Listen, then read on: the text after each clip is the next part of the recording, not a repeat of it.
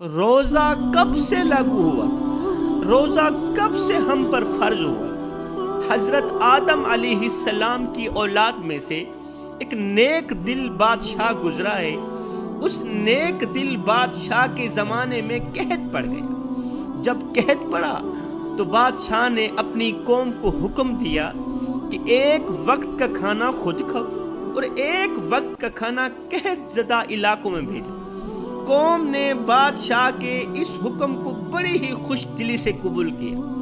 اب ایک وقت کا کھانا وہ خود کھاتے اور ایک وقت کا فاقہ کاٹ کے خود بھوکا رہ کے اپنے ان بھائیوں کے لیے کھانا بھیجتے جو قحط میں مبتلا تھے۔ اس قوم کی بھوکوں کھانا کھلانے اور خود بھوکا رہنے کی یہ ادا، یہ عمل میرے اللہ کو اتنا پسند آیا کہ وقت کے نبی کو وحی کی گئی کہ تمہاری قوم کے اس عمل کو ہم عبادت قرار دیتے ہیں۔ تمہاری قوم کا یہ عمل، یہ ادا ہمیں اتنی پسند آئی کہ خود بھوکا رہ کر بھوکوں کو کھلانا، خود پیاسا رہ کر پیاسوں کو پلانا۔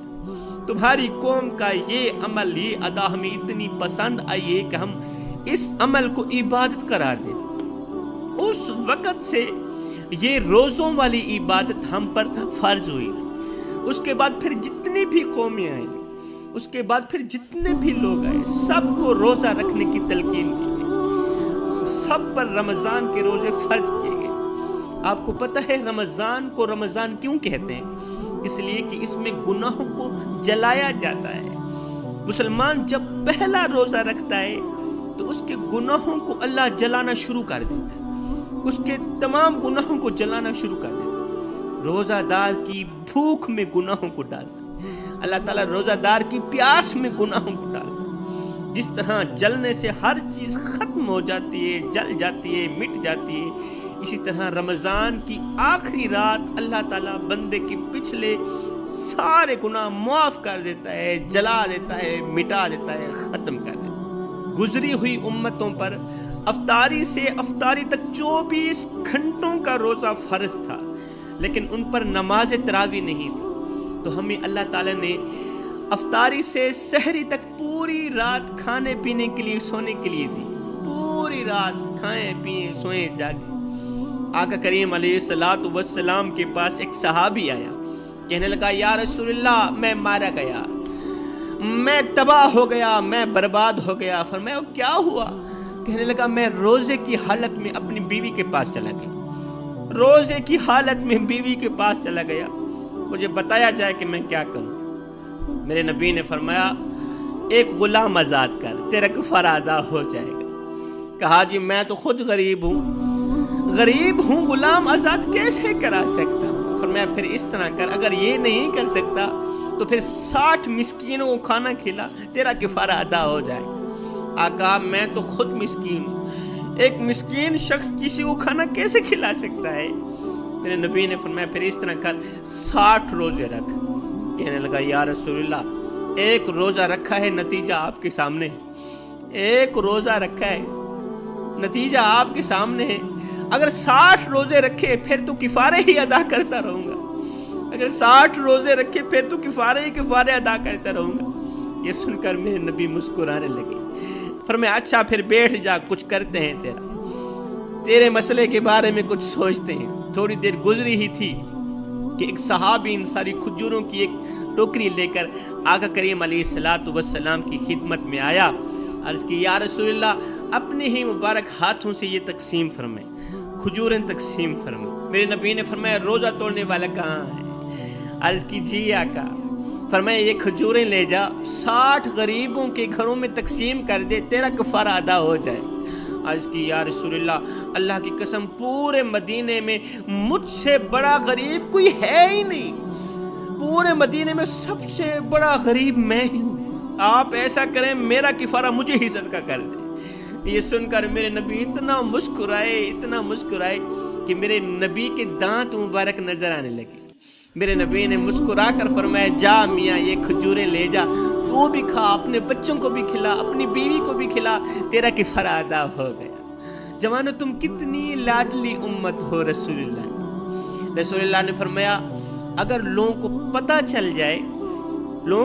چل جائے کہ رمضان کیا ہے، یہ روزے کیا ہیں، تو لوگ آرزویں کریں کہ پورا سال ہی رمضان، پورا سال ہی رمضان۔ روزہ ایک ایسی عبادت ہے کہ روزہ دار اپنے اندر فرشتوں کی سی صفات پیدا کرنے کی کوشش کرتا ہے، کیونکہ روزہ لوگوں سے پوشیدہ ہوتا ہے، اسے اللہ کے سوا کوئی نہیں جانتا، جبکہ دوسری عبادتیں پوشیدہ نہیں ہوتی۔ روزے میں ریاکاری یعنی دکھاوے کا خدشہ نہیں ہوتا، کوئی عمل دخل نہیں ہوتا، جبکہ دوسری ظاہری عبادت جیسے کہ نماز، حج، زکوٰۃ وغیرہ میں ریاکاری کا شبہ ہوتا ہے، دکھاوے کا شبہ ہوتا ہے۔ رسول اللہ صلی اللہ علیہ وسلم نے فرمایا میری امت کو رمضان میں 5 تحفے ملے ہیں، سبحان اللہ۔ مدینے والے نے فرمایا میری امت کو رمضان میں 5 تحفے ملے ہیں، جوانوں دل کے کانوں سے سنیے گا، وہ 5 تحفے کون کون سے ہیں؟ فرمایا 5 تحفے ملے ہیں۔ صحابہ نے پوچھا آقا وہ 5 تحفے کون کون سے ہیں؟ میرے نبی نے فرمایا نمبر 1 روزہ رکھنے کے لیے رمضان کا انتظار کرنے والے بندے پر اللہ تعالیٰ رحمت کی نظر فرماتا ہے، سبحان اللہ۔ رمضان کا انتظار کرنے والے نیک بندے اللہ تعالیٰ رحمت کی نظر فرماتا ہے، اور جس پر اللہ تعالیٰ رحمت کی نگاہ فرمائے اسے کبھی بھی عذاب نہیں دیتا، اسے کبھی بھی جہنم میں نہیں ڈالے گا، اسے کبھی بھی قبر میں عذاب نہیں دے گا۔ دوسری چیز روزہ دار کے منہ کی جو بو ہے اللہ تعالیٰ کو کستوری کی خوشبو سے بھی زیادہ اچھی لگتی ہے۔ نمبر 3 فرشتے دن رات روزہ دار کی مغفرت کے لیے دعائیں مانگتے رہتے ہیں۔ نمبر 4 اللہ فرماتا ہے اے جنت میرے روزہ داروں کے لیے تیار ہو جا، تاکہ میرے بھوکے پیاسے روزہ دار تیرے اندر پہنچ کر سکون حاصل کریں۔ نمبر 5 جب رمضان کی آخری رات ہوتی ہے نا تو ان سب روزے داروں کو بخش دیا جاتا ہے، اللہ اکبر، ان کے تمام گناہوں کو جلا دیا جاتا ہے، مٹا دیا جاتا ہے۔